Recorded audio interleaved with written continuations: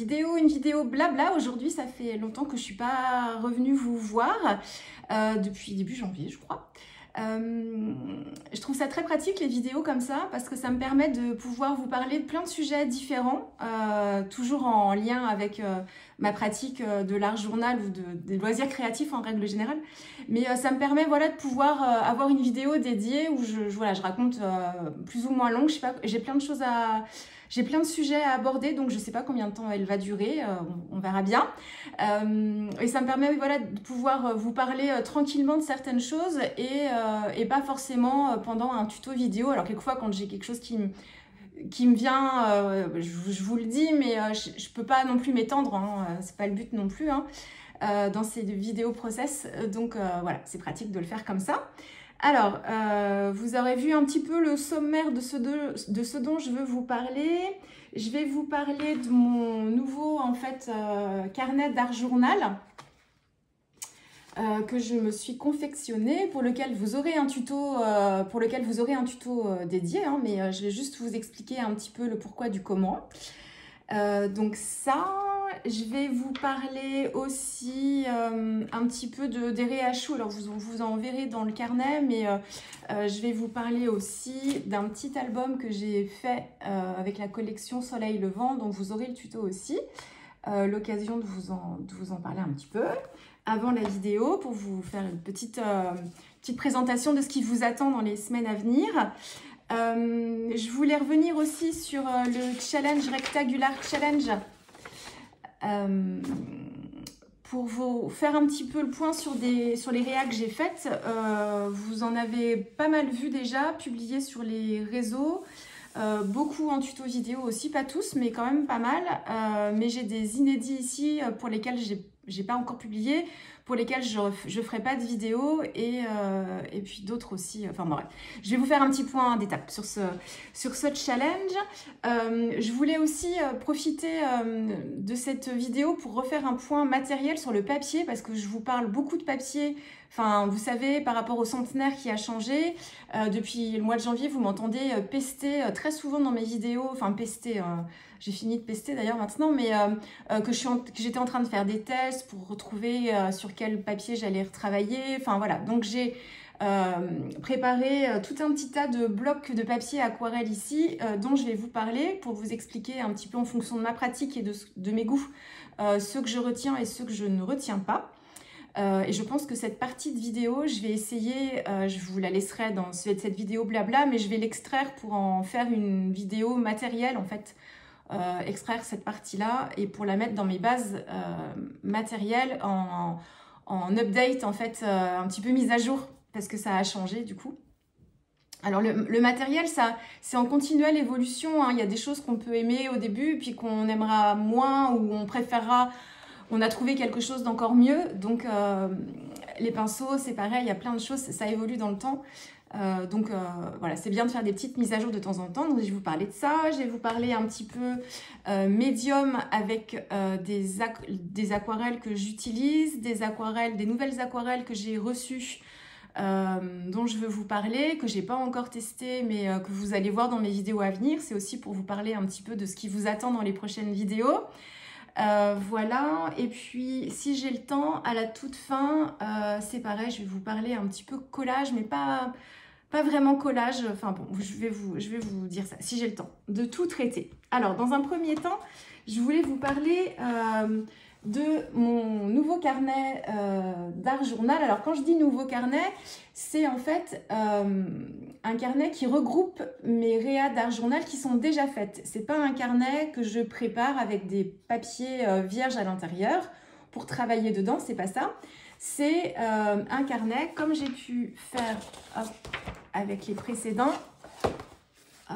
comme celui-ci qui est mon tout premier carnet art journal vraiment dédié aux techniques aquarelles.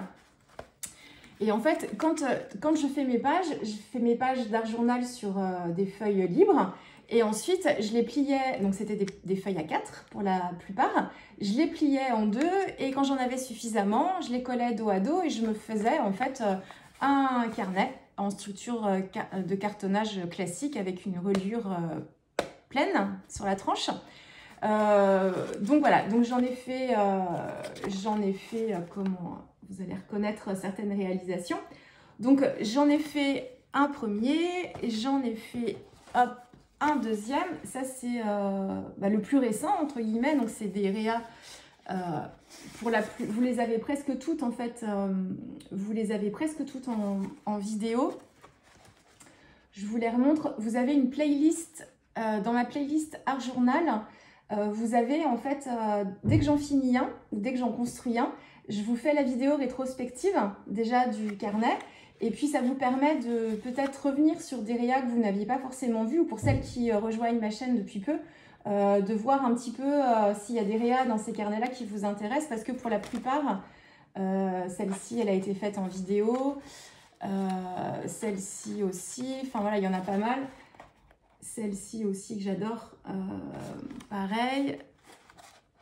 Il y avait celle-ci où on retrouve les feuillages, ça c'était il y a peut-être 2 ans de ça.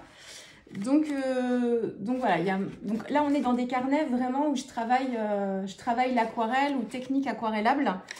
Là c'était pour les ateliers de Karine, moodboard. Qu'est-ce que je peux vous montrer? Là j'en avais fait une avec des paillettes et là on voit bien les paillettes pour une fois. Et puis j'avais fait celle-là que j'adore aussi, hop, que j'avais fait tout en chou and flower, et j'avais travaillé sur un grand format et sans me soucier de comment j'allais faire après pour l'intégrer dans mon carnet. Et ensuite j'ai fait juste un système de pliage et voilà. Et donc jusqu'à présent ça me convenait bien et ça me dérangeait pas spécialement en fait de plier mes réalisations, parce que je travaillais beaucoup l'art journal un peu plus. Alors là c'était que des réas vraiment aquarelles, mais un peu plus dans la matière. J'avais pas l'impression d'abîmer ou d'altérer mes réalisations, parce que je les abordais plus comme des pages, un peu dans le prolongement du scrap, et moins comme des toiles, entre guillemets. Donc ça me dérangeait pas de les plier. Et puis, au fur et à mesure, surtout depuis que je fais partie de la DT de Chou, où je me fais vraiment plaisir sur tout ce qui est aquarelle, et où je fais en fait des réalisations, plus un travail d'illustration, où je vais faire une composition en fait avec mes tampons directement sur mon fond de page, et je vais travailler en fait ma page comme une toile à l'aquarelle, en fait, comme une réalisation à l'aquarelle que j'aurais moi-même dessinée, ce n'est pas le cas. Je profite du coup de patte, pardon. Je profite du coup de patte de Céline et de Natalia aussi, qui préparent certains designs pour voilà, bien m'épanouir dans le côté artistique. Et donc depuis que je fais ça, en fait, j'ai des scènes à l'aquarelle qui sont plus travaillées avec des techniques d'aquarelle, avec l'ajout de couches, le flou au début, l'ajout de détails au fur et à mesure, comme on travaille un paysage à l'aquarelle ou autre chose. Et du coup, j'y passe beaucoup plus de temps, et la réa à la fin, pour moi, elle n'a pas la même... c'est pas la même finalité. Et je me suis rendu compte que ces réas-là, en fait, j'avais pas envie de les plier. Et j'avais pas envie de les altérer, donc pas de faire de trous dedans non plus. Et j'avais aussi envie de me laisser la possibilité de pouvoir, si j'ai envie plus tard, ou dans 1 mois, dans 2 mois, s'il y a une réa du carnet que j'ai envie, je sais pas, par rapport à mes inspirations ou des envies d'être entourée de choses qui me font du bien, je m'étais dit c'est dommage, parce qu'en fait il y a des réas dans ce carnet finalement que j'aurais bien aimé pouvoir mettre sous cadre, sous verre, et puis ou les laisser en fait sur des étagères, ou les laisser un peu plus visibles et renouveler de temps en temps. Mais ça je me le dis pas toujours en fait à la fin de ma réalisation. Il y en a certaines oui, et puis d'autres où je me dis une fois qu'elle est finie, je suis contente, et après je passe à autre chose. Mais ça, le besoin de les ressortir et finalement de me dire celle-ci, je l'aime tellement depuis des mois et des mois, j'aimerais bien pouvoir la mettre, l'encadrer et pouvoir l'accrocher chez moi. Et ben quand je fais mes carnets et que tout est plié, et ben c'est plus possible du tout. Donc, j'ai cherché un système qui me permette d'être plutôt flexible. Et en fait, donc sur toutes les pages, alors ça a commencé, je crois, avec l'area, ça a commencé avec l'area de ma petite famille de champignons. Je vous avais dit que j'avais envie de travailler sur des formats libres, parce que c'est plus pratique pour moi, je suis plus à l'aise. Ça me permet de bien tendre mon papier. J'ai pas peur de salir les pages à côté. J'ai pas besoin de tout protéger. J'ai pas la reliure qui peut me déranger. Même si j'adore toujours travailler dans des carnets aussi, mais du coup, j'y fais pas forcément les mêmes choses. Et c'est pas le même plaisir non plus de réalisation. Et je m'étais dit, et puis surtout le format, parce qu'en fait, ça me permet, j'avais envie de travailler sur des grands formats. Et en fait, je vous avais dit que tout venait de l'utilisation de ces carnets-là. Donc, c'est les carnets SMLT. Et en fait, j'aimais beaucoup le format de ces carnets qui était plutôt en fait allongé, qui me permettait de faire des réas plutôt grandes, qui changeaient un peu du format A5 que j'utilisais dans mes carnets à nœud nul. Et en fait, je les travaillais... dans ce carnet, je les travaille pas mal en format portrait aussi. J'aimais bien travailler... quand je faisais plusieurs réas en A5 et que je prenais ensuite ce carnet-là, et ben, j'aimais beaucoup avoir un petit peu plus de place, même si c'était pas forcément pour tout remplir non plus. Même si là, c'est quand même pas mal. Voilà, il n'y a pas trop d'espace blanc, mais c'est vraiment quelque chose que j'avais fait celle-ci aussi, plus en effet mood board. Avec les petits doudous filous là et Sherlock Holmes détective. Et donc, j'étais contente du format. Et alors, je sais plus combien. C'est écrit tout petit. Il fait combien celui-là? 17,6. Il fait 17,6. Donc, c'est 17,6 en fait, comme ça. De haut ici, comme c'est un format paysage. Et il fait 24,5 en fait de long. Et donc, je m'étais dit, en fait, en format de page, j'ai des blocs d'aquarelle, enfin, souvent dans les blocs standards, c'est comment, souvent, j'ai des blocs qui font 18 par 23, je crois. C'est quoi celui-là, par exemple? 18 par 26. Alors, c'est souvent, après, suivant les marques, c'est pas toujours le même format. Et donc, je m'étais dit, bah, déjà 18 de haut, ça peut être pas mal. Ça peut être pas mal, en fait, en hauteur. Et après la longueur, j'ai commencé à faire des pages en fait à peu près de cette dimension-là, donc de 25.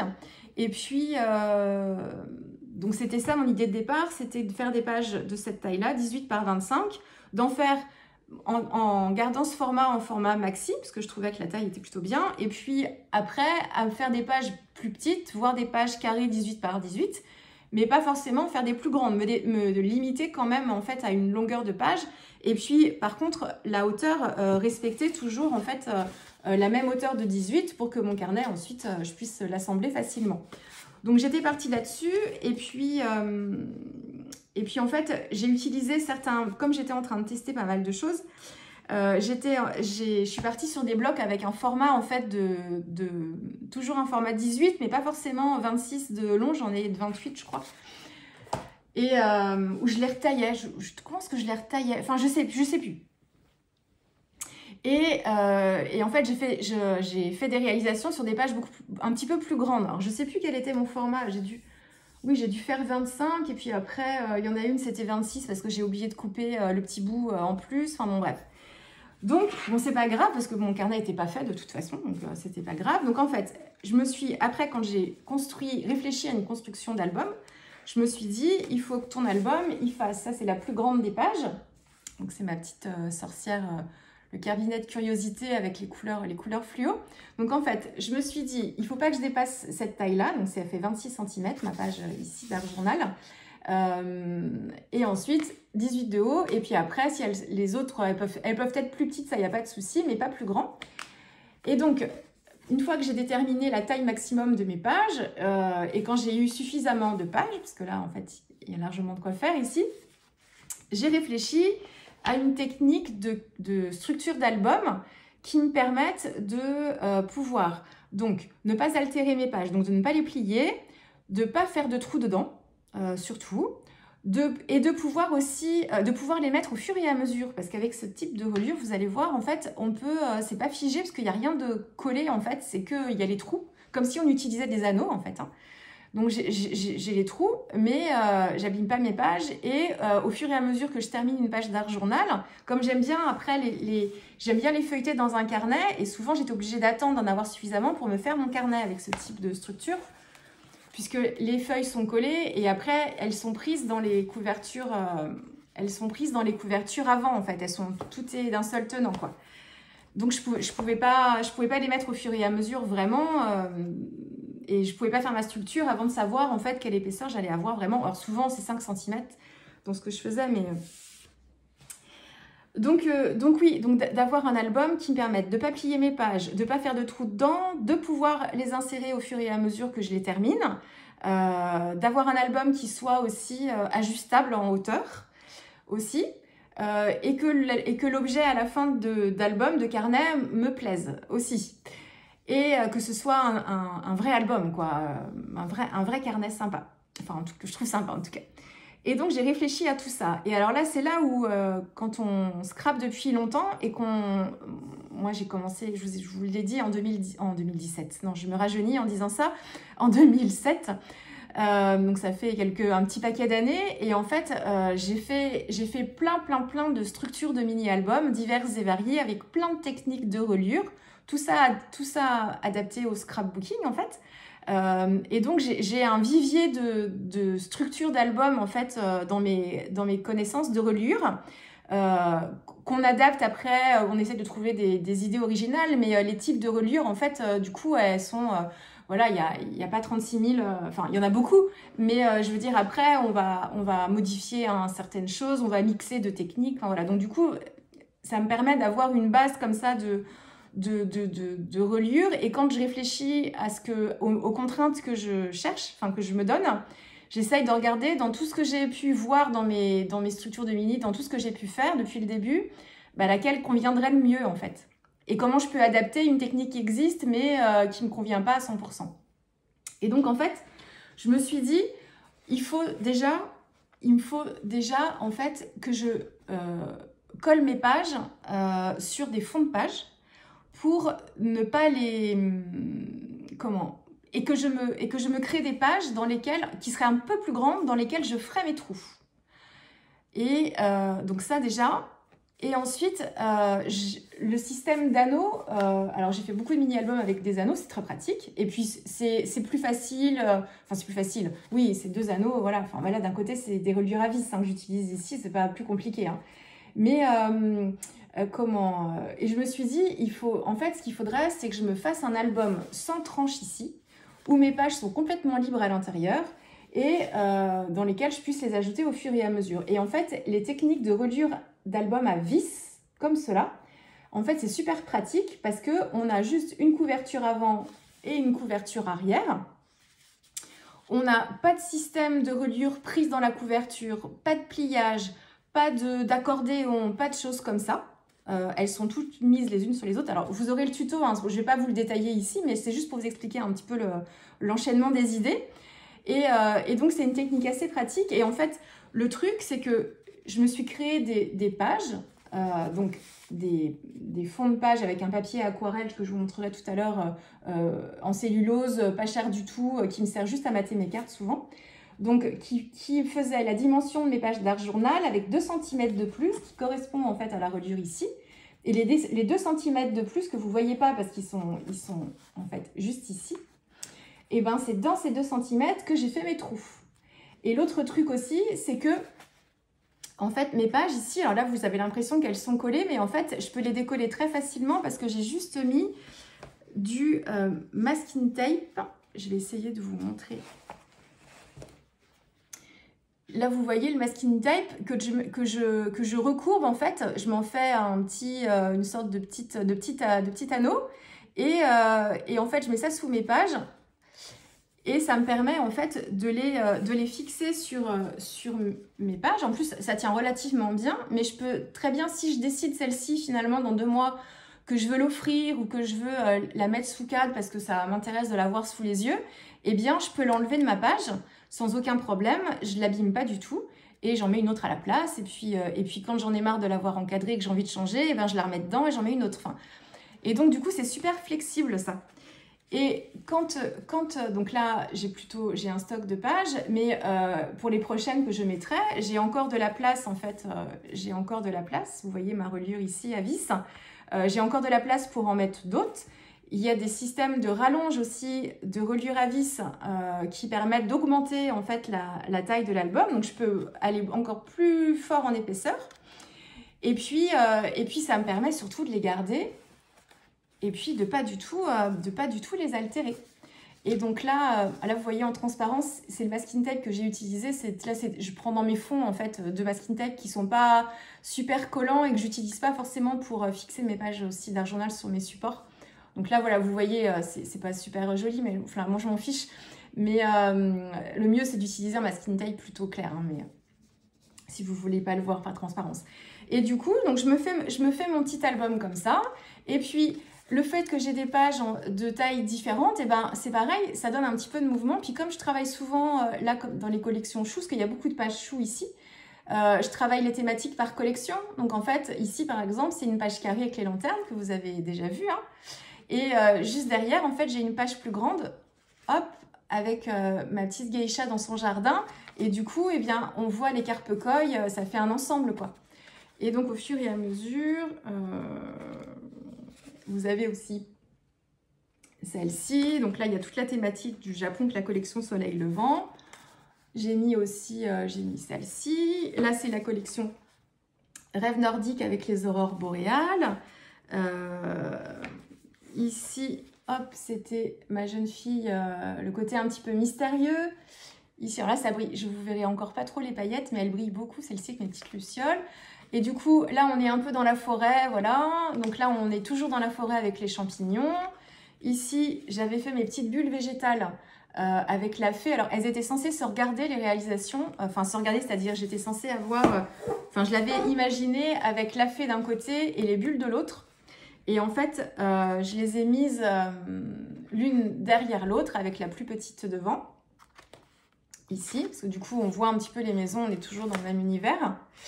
Et du coup aussi, pourquoi je les ai pas collées en fait au recto et au verso? Alors, la première chose, c'est parce que je veux pas, quand mon carnet est replié et que mes deux pages d'un journal se touchent, suivant les médiums que j'utilise. Alors, l'aquarelle, ça bouge pas trop, mais si je complète avec les crayons de couleur, comme sur celle-ci par exemple, les travailler en plus avec les crayons de couleur par-dessus.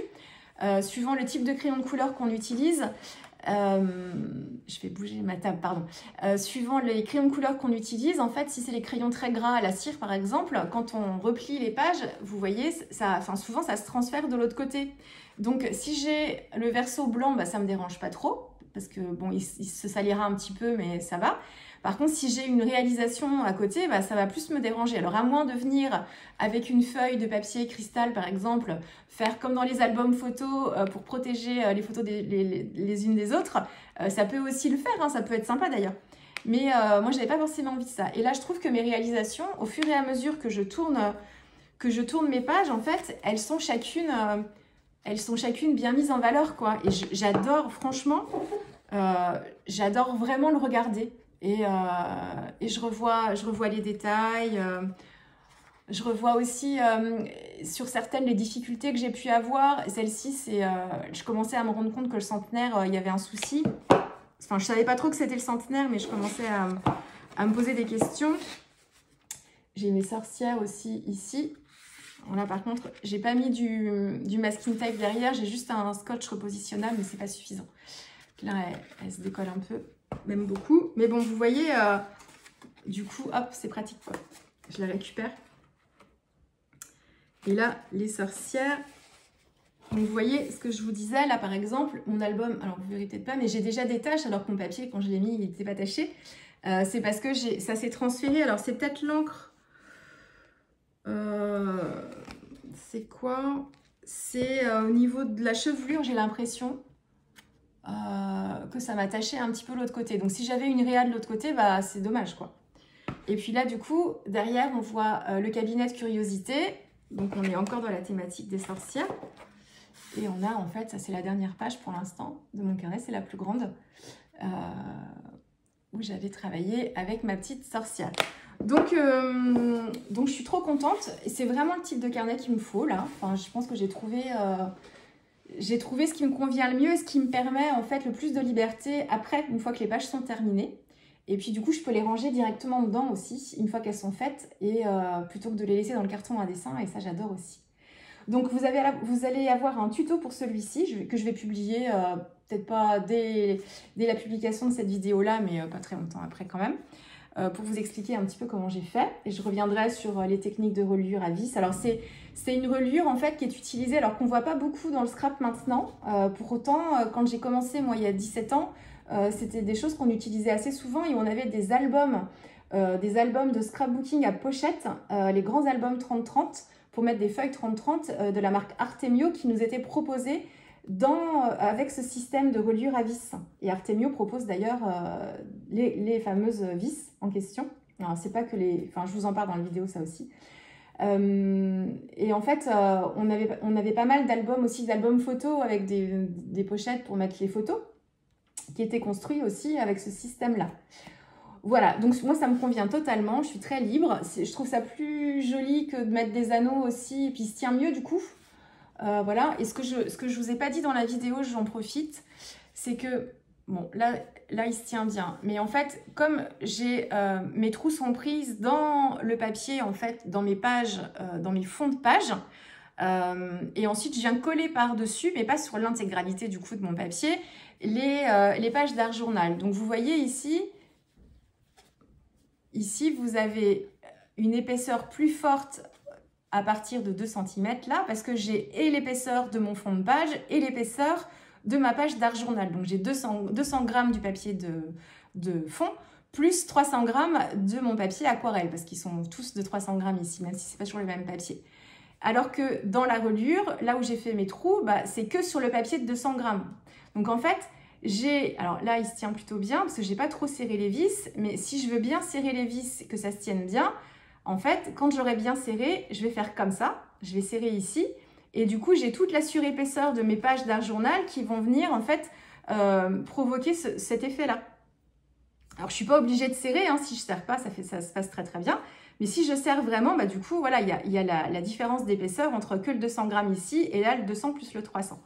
Donc, il y a une petite astuce qu'on utilisait pas mal en tant que scrapeuse quand on faisait ce genre de technique, c'est qu'en fait, on se rajoutait en fait entre chaque page une petite bandelette de 300 grammes, donc moi ici d'épaisseur de mon papier aquarelle. Alors là, je ne l'ai pas fait, mais si je veux vraiment qu'il se tienne bien, je pourrais le faire. Et en fait, donc de 2 cm, parce que c'est la taille de ma reliure ici, et que je rajouterai entre chacune des pages pour remettre à niveau en fait chacune de mes pages, qu'elles soient toutes de la même hauteur, et qu'à la fin, quand je serre bien mon carnet, eh ben, ça fasse pas ça, quoi, que ça reste bien plat. Bon là, si je serre pas, là j'ai pas trop serré les vis, donc il se tient plutôt bien, hein, mais c'est une petite astuce qu'on utilisait en scrap. Voilà, l'expérience de la scrapeuse, vieille scrapeuse que je suis. Donc, super contente. Donc, vous allez avoir le tuto pour ça. J'espère que ça vous plaira et que ça pourra vous donner des idées à certaines si certaines étaient dans le même contexte que moi par rapport à la conservation de leur réalisation d'art journal. Ensuite, vous allez avoir aussi un petit tuto sur la réalisation de ce type de carnet. Alors, c'est les reliures qu'on appelle les reliures Blizzard. Parce qu'en fait, ici, tout le papier tient... Je vais plutôt vous montrer sur celle-ci. La reliure est en papier et avec tout un système de pliage qui nous permet en fait d'y insérer ensuite nos pages libres à l'intérieur. Et avec le système de pli, la page reste fixée sans qu'on ait besoin de la coller. Et donc, ça permet, ça, encore comme j'aime bien, de travailler sur un format de carte libre. Et puis du coup, comme je ne suis pas dans un carnet vraiment avec des pages déjà faites, présentes à l'intérieur, si je me plante, si Maria ne me plaît pas, j'ai moins de pression, puisque du coup, enfin de pression entre guillemets, de rattraper ma page, parce qu'en fait, si ça ne me plaît pas ou si ça ne va pas, je décide d'en faire une autre et puis voilà quoi. Et ça me permet et j'ai pas peur non plus d'abîmer les pages qui sont déjà faites ou voilà. Donc, c'est un petit système de reliure qui est très pratique. Donc, je vous ai préparé le tuto sur YouTube que vous aurez dans quelques temps. Vous m'avez demandé ce que j'ai fait une petite story Instagram en vous parlant de ce qui vous a... Enfin, j'espérais pouvoir vous faire une vidéo blabla. je mettais un petit peu ce dont je voulais vous parler. Et je vous ai dit, en vous montrant une photo du carnet au milieu, là, comme ça, et je vous ai dit, je vous parlerai j'aimerais bien vous parler de la reliure Blizzard. Et certaines m'ont dit, mais c'est quoi la reliure Blizzard? Blizzard, en fait, c'est... alors, ce système de reliure sur YouTube, vous en avez plein de tutos. Enfin, quand on fait reliure Blizzard, on tombe sur plein de vidéos, beaucoup de vidéos étrangères. Et en fait, mais ça c'est un peu comme beaucoup de choses, c'est que la reliure Blizzard, elle s'appelle Blizzard parce que le nom de l'artiste qui a inventé ce type de reliure, parce qu'il y a quelqu'un qui est à l'origine, qui a réfléchi et pensé en fait à ce système de pliage bien particulier. Il s'invente pas, hein. Enfin si, la preuve, parce que elle l'a inventé, mais c'est quelqu'un qui a réfléchi et qui a inventé ce système de reliure là, et qui l'a appelé Blizzard pour une certaine raison. Je vous dirai pas forcément ici, mais c'est parce que elle l'écrit dans son livre. Et en fait, du coup, le souci, c'est que ça doit faire quelques années déjà maintenant que qu'elle a inventé cette reliure-là. Et du coup, comme beaucoup d'autres choses, en fait, au bout d'un moment, quand il y a des techniques qui circulent et que au fil du temps, en fait, les personnes ne prennent plus le temps de citer leurs sources parce que c'est pas... Je tape pas sur les doigts en disant ça, c'est comme certaines œuvres qui tombent dans le domaine public au bout d'un moment, c'est que comme ça a été repris, et que le nom de la personne qui l'a inventé n'a pas été cité non plus à chaque fois sur chacune des vidéos, parce que bon, moi c'est quelque chose que je fais presque systématiquement, sauf quand il y a des choses qui sont plus de la réflexion de ce que je fais. Mais c'est vrai qu'une structure accordéon, par exemple, qui à la base a fait ce type de structure-là, on ne le sait plus. Après, c'est des techniques de reliure de livres et d'albums aussi. Donc, c'est pareil, il y a plein de techniques qu'on utilise. On ne cite plus personne parce que ça fait partie de la base, en fait, du scrap ou de la base du mix média ou ce genre de choses. Donc, mais là, en l'occurrence, cette technique-là, c'est une artiste en particulier qui l'a inventée. Vous avez des tutos YouTube où elle en parle et vous avez surtout un livre qu'elle a fait qui s'appelle L'art du pliage. Et du coup, où elle aborde plein de techniques de reliure et de carnet à base de pliage. Donc, notamment celle-ci, après qu'on adapte aussi. Et pour certains, alors certaines sont sont plus faciles ou surtout plus compliquées que d'autres, et surtout sur certaines techniques de pliage, il y en a vraiment qui sont, c'est des œuvres d'art à la fin, quoi. C'est vraiment un travail de précision et tout. Enfin bon, bref. Donc du coup, ça s'appelle reliure Blizzard parce que c'est la créatrice de ce type de reliure qui l'a appelé comme ça pour vraiment une raison bien particulière qu'elle explique dans son livre. Donc c'est super intéressant d'ailleurs. Donc je trouve ça super pratique ce genre de reliure. Et puis du coup c'est la collection en fait Soleil Levant qui appelle beaucoup, avec la collection de papier Junk aussi, qui appelle beaucoup l'origami. On est beaucoup à avoir envie de pliage aussi, d'origami et tout ça. Enfin, on est vraiment dans cet esprit-là aussi. Donc j'avais envie, donc j'ai ça, et j'ai un autre petit projet aussi que je vous montrerai plus tard avec un système de pliage aussi. Donc ça, vous allez voir dans pas longtemps un tuto sur la structure déjà, et parce que j'ai adapté un petit peu avec le matériel que j'avais, et des tutos ensuite sur les pages qui composeront cet album. Voilà. Alors, dans les dernières vidéos, vous avez vu mes marque-pages silhouettes. Merci beaucoup pour tous les messages que vous me laissez. Je suis trop touchée que ça vous plaise autant, parce qu'apparemment c'est un petit projet qui vous inspire beaucoup. Puis c'est vrai qu'on peut décliner à l'infini en fait avec plein de tampons différents. Et en plus, je trouve que même dans une bibliothèque, alors, même quand on n'est pas forcément lectrice assidue, qu'on n'a pas toujours un livre sur notre table de nuit, même dans une bibliothèque en fait sur des livres d'art ou sur nos livres d'art, enfin nos carnets d'art journal aussi, en fait je trouve ça super joli de les avoir comme ça, vous voyez, comme là par exemple. Je trouve ça super joli sur une étagère de voir dépasser en fait le marque-page ici avec les petites silhouettes. Donc, je suis vraiment contente que ça vous plaise. N'hésitez pas à me... Parce que j'ai commencé à voir certaines réacts que vous avez pu faire pour celles qui m'envoient des photos ou qui me taguent. Donc, n'hésitez pas à me taguer parce que j'adore vraiment voir vos interprétations en fait. Donc, n'hésitez pas. Je serais vraiment ravie de voir ce que vous avez fait. Et puis, c'est vrai que... Bon là, il y a un petit peu plus de travail de mise en couleur, mais là, on est sur du lâcher-prise vraiment en fait. Hein, c'est juste un fond.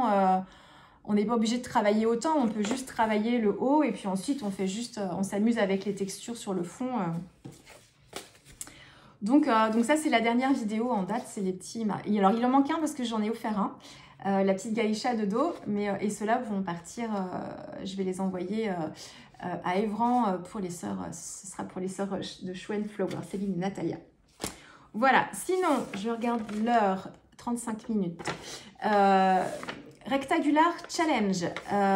Alors, vous avez le temps hein, encore, vous avez jusqu'à la fin du mois d'avril pour réaliser le challenge. Si vous voulez, en fait, tenter de gagner des lots, effectivement, il faut faire les 31 en respectant les consignes, les tampons de Janet Klein, pas les designs digitaux sur sa boutique Etsy, que les tampons All & Create avec ses dessins.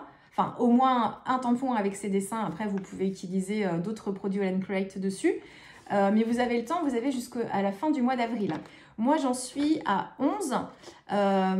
Mais je commence à prendre un petit peu de retard. Là, il faut que je m'y remette parce qu'en fait, j'en ai fait beaucoup dès le début pour prendre un petit peu d'avance. Donc, les 11, en fait, ils ont été faits sur les 15 premiers jours de février.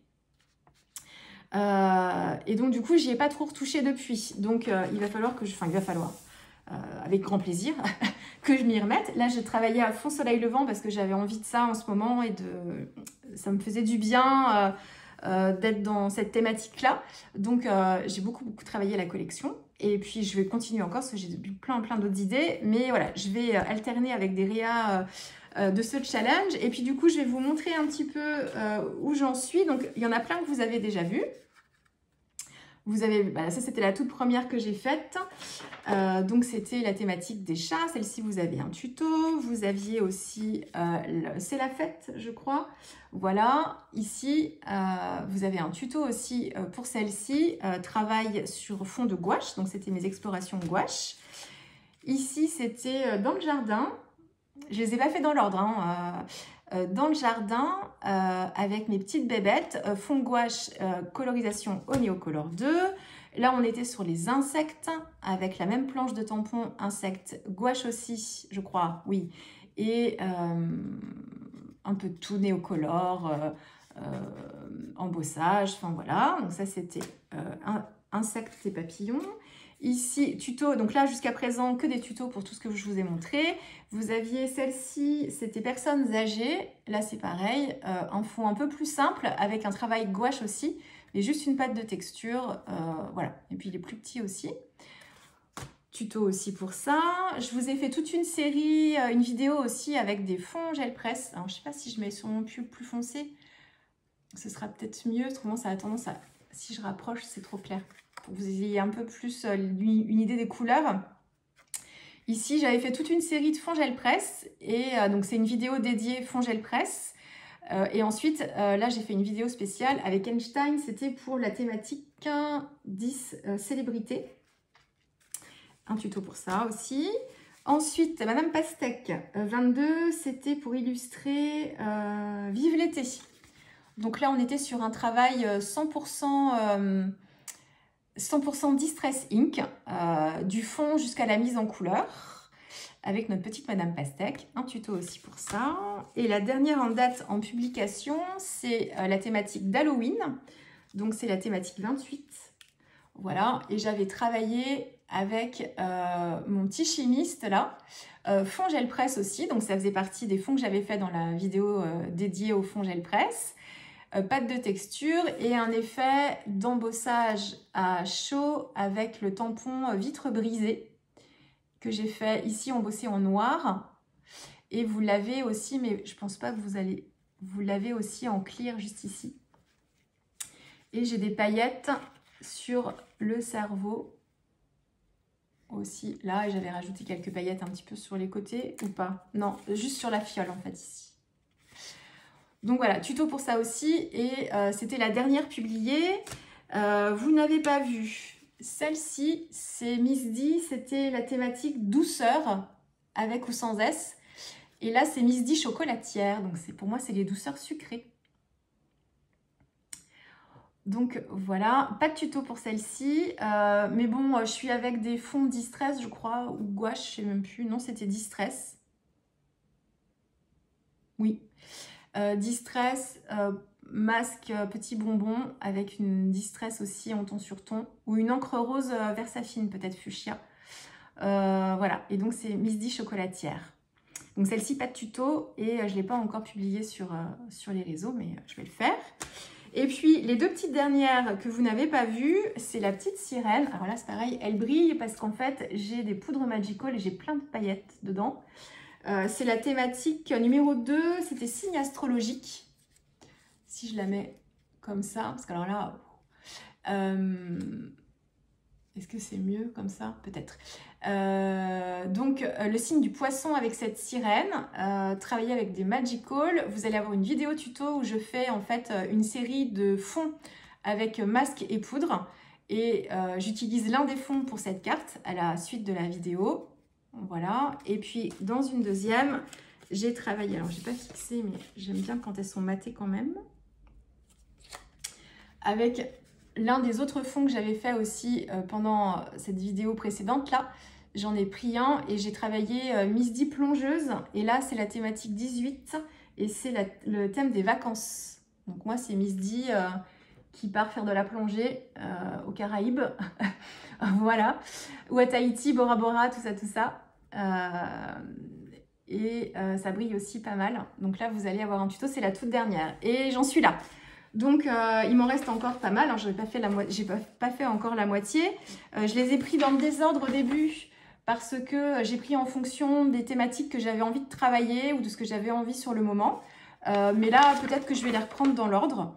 Je sais pas. Je vais voir au fur et à mesure ou pas. Enfin, je sais pas. Donc, du coup, si je faisais dans l'ordre, ce serait fan d'animaux pour la prochaine. Est-ce que je suis inspirée par ça aujourd'hui? Enfin, aujourd'hui, dans les jours à venir, je verrai. Après, j'ai des idées pour tout, puis c'est surtout que j'ai pas mal de produits au Land Create depuis le temps aussi, donc j'ai forcément quelque chose qui convient. Alors, j'ai racheté des choses aussi, mais je ne peux pas m'empêcher.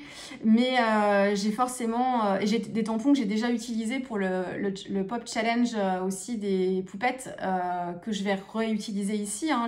Moi, je réutilise mes tampons hein, aussi, il n'y a pas de souci. Donc, et je me suis mis quelques petites idées, alors là vous les verrez pas, mais en fait je me suis mis quelques petites idées ici de tampons à utiliser suivant les thèmes. Voilà. Donc voilà pour le challenge rectangulaire challenge où j'en suis. Donc il vous reste 2 vidéos à voir et 3 réas à publier sur Instagram, une qui n'a pas été filmée. Donc ça c'est pour le point réa. Voilà, qu'est-ce que je veux vous dire ? Je vais vous parler des papiers maintenant, puis je verrai après si j'ai le temps de parler du reste. Autrement, je ferai une vidéo plus tard. Je conserverai ça pour une vidéo blabla plus tard, si j'ai le temps de faire. Alors, donc, papier aquarelle. Pour moi, c'est la base. Comme je fais beaucoup d'aquarelle et que c'est mon médium de prédilection, le papier, pour moi, a énormément d'importance. C'est ma base de travail, tout comme mes godets d'aquarelle et mes pinceaux. C'est le trio. Si je fais de l'aquarelle, il me faut mon papier, un papier qui me convienne en fonction de ma pratique. Il me faut des aquarelles qui me conviennent et le pinceau qui me convient. Voilà, alors les pinceaux, c'est un autre. J'en parlerai pas là, j'en ai déjà parlé. C'est en constante évolution, ce que je vous disais, le matériel, ça évolue en fonction de nos goûts, de ce qui sort, des changements que nous font les fabricants sans nous le dire. Donc c'est en perpétuelle évolution. Donc ce qui était valable il y a 3 ans n'est pas forcément valable aujourd'hui. Mais bon, en gros, ça change pas trop quand même. Après, c'est ma pratique qui évolue aussi. Et donc, dans ces trois matériels, pardon, le papier, c'est ma base de travail, c'est ce que j'utilise forcément. Voilà, on ne peut pas travailler si on n'a pas de papier. Hein. Et donc, cette phase de test de papier, en fait, je l'ai faite déjà depuis mes débuts à l'aquarelle. Donc depuis 2017, quand j'ai commencé, je démarrais l'aquarelle. Alors je démarrais pas forcément la patouille, mais je démarrais l'aquarelle vraiment pure et dure. Donc, et ben, comme tout le monde, j'allais dans le rayon des papiers aquarelle et puis j'étais face à tout un rayon entier de papiers différents. En plus, au début, cellulose, 100% coton, c'est quoi la différence? Oh, le 100% coton, c'est trop cher, mon Dieu, pourquoi ce prix? Enfin, voilà, donc il y a à la fois les types de papier, après il y a cellulose 100% coton, après dans chaque gamme, il y a les grains fins, le grain satin, le grain torchon, le demi-satin, enfin voilà. Donc il y a tout ça et on a du mal à s'y retrouver. Et puis c'est surtout qu'il y a des différences de prix aussi qui sont énormes. Pour tous les papiers cellulose, il y a une différence de prix. Et pour tous les papiers 100% coton, il y a une différence de prix. Et puis vous avez une gamme de papier qui est un peu hybride, qui est avec des fibres en coton pour un certain pourcentage et des fibres en cellulose aussi. Donc ça, c'est l'entre-deux, quoi. Et suivant les marques, c'est pas le même pourcentage de coton non plus dedans. Donc quand on débute, eh bien, on est face à tout ça. Et souvent, on prend un bloc un petit peu au hasard ou celui que dans les marques les plus classiques, Canson, papier aquarelle Canson, parce que depuis qu'on est... Enfin, le Canson, c'est une marque de papier qu'on avait de scolaire, en fait. Donc, moi, je crois que j'ai dû commencer comme ça, quand même, au tout début. Donc voilà, et puis après, on teste. Alors on teste en fonction des aquarellistes qu'on suit aussi. On regarde un peu l'aquarelliste, on aime bien ce qu'elle fait. Moi j'ai commencé comme ça à acheter aussi. Hein. C'est en regardant, elle utilise celui-là. Ah bon, elle aime bien. Bon, alors pourquoi pas, testons celui-ci.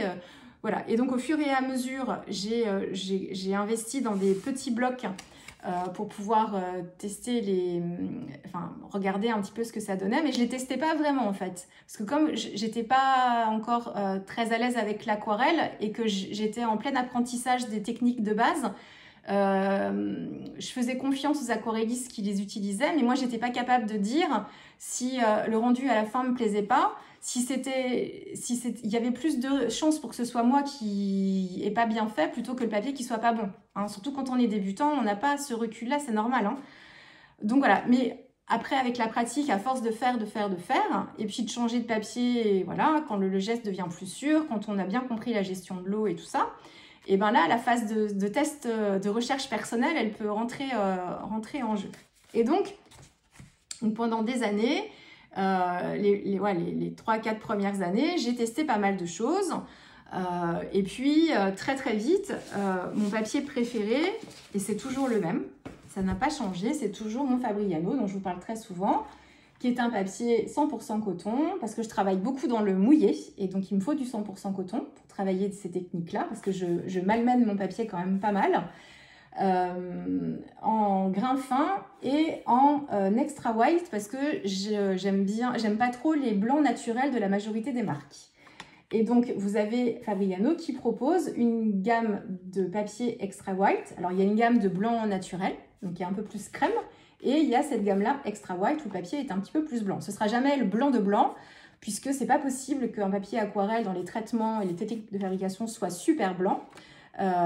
Contrairement au papier Florence, pas mix média, mais papier Florence aquarelle, qui n'est pas un papier aquarelle, pour moi, qui est un papier mix média et qui est extrêmement blanc, mais c'est pas un papier aquarelle. Donc celui-ci, par exemple, il est moins blanc que le watercolor de Weissen Creative, mais c'est le plus blanc qui existe, et parce qu'ils sont allés au maximum de ce qu'ils pouvaient faire. Hein. Donc, mon chouchou de tous les temps, et qui est mon chouchou depuis dès la première année en fait que je l'ai utilisé, donc depuis 2017-2018 et jusqu'à aujourd'hui, c'est toujours le même, c'est toujours celui-ci. C'est un papier haut de gamme qui coûte cher, c'est presque le plus cher du marché. Il est plus cher, pourtant Dieu sait s'il est réputé celui-ci, il est même plus cher que le Arches, c'est pour vous dire. Alors on compare les prix en fonction, bien sûr, enfin c'est une évidence ce que je vous dis, mais comparer les prix sur un bloc de même taille et regarder le nombre de feuilles et ramener le prix du bloc au nombre de feuilles, hein, surtout. Autrement, enfin, c'est une évidence ce que je vous dis, mais voilà, c'est pas parce que si vous prenez celui-ci, hop, celui-ci et celui-ci, forcément, il est beaucoup plus grand, donc il coûte plus cher, mais voilà, enfin, vous voyez ce que je veux dire. Mais le rapport à la feuille, en fait, eh bien, même le Arches est moins cher que le Fabriano. Donc, c'est pour vous dire. Pour autant, le Arches est très réputé aussi. Et c'est là où on peut ne pas forcément être d'accord, ne pas avoir le même ressenti que moi du tout, parce que si vous discutez avec alors les aquarellistes bien sûr, mais même nous dans notre pratique d'art journal, quand on discute papier, personne n'a les mêmes chouchous. Après, dans la gamme de prix, dans les papiers très haut de gamme, on n'aura pas les mêmes chouchous. Puis après, dans les papiers qui sont un peu moins chers, c'est pareil. Et donc le Arches est utilisé, c'est une référence pour les aquarellistes professionnels. D'ailleurs, il y a beaucoup de réalisations d'œuvres originales qui sont faites sur ce papier Arches parce que on sait que les aquarelles dans le temps sont le mieux conservées possible et que c'est un papier de très bonne qualité. Moi, c'est pas du tout mon préféré, celui-ci. Et après, en termes de prix, il est moins cher que le Fabriano. Donc, mon Fabriano, c'est celui que je préfère travailler. Voilà. Mais il est cher et quelquefois, pour certaines réalisations, ça fait mal au cœur d'utiliser un papier si cher pour ce qu'on va en faire derrière.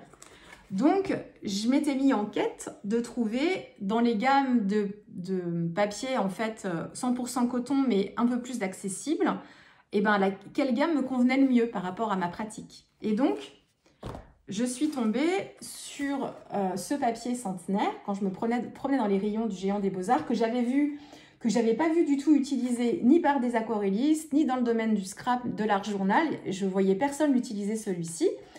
Et je le voyais souvent dans les rayons de Beaux-Arts, du Géant des Beaux-Arts, et je me disais, tiens, c'est du 100% coton. Bon, je sais pas. Je me suis pris un petit bloc. Celui-là, il fait combien? 18-26, je crois que c'est le plus petit. Je me suis pris un petit bloc et je me suis dit, bon, je vais tester celui-là. Et en fait, très vite, je me suis rendu compte qu'il était vachement bien à l'époque. Parce qu'en fait, il retenait très bien l'eau. Les fusions se faisaient encore mieux que sur mon Fabriano parce qu'il a un côté buvard. Il avait un côté effet buvard et du coup, en fait, les pigments se diffusaient quand même très vite. Alors, ça peut être un problème aussi suivant notre pratique, hein. Moi, je sais que ça ne me dérangeait pas du tout. Et puis, j'arrivais à contrôler un petit peu. On pouvait faire l'ajout de couche, l'aquarelle du dessous, la couche du dessous ne bougeait pas. À partir du moment où on sait bien gérer l'eau, parce que si vous apportez trop d'eau sur la couche d'après, en fait, ça peut faire des marques, hein.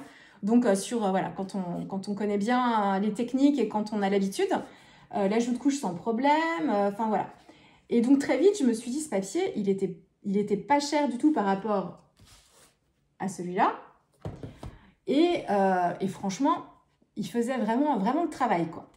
Donc, très vite, j'ai fini par n'utiliser presque que celui-là. Et je vous en parlais beaucoup de ce papier parce qu'en fait, franchement, il était peu connu et il était vraiment très bien. Il existait, mais il existe toujours, en 2 versions de grains. Le grain fin, mais il y a déjà toujours une aspérité.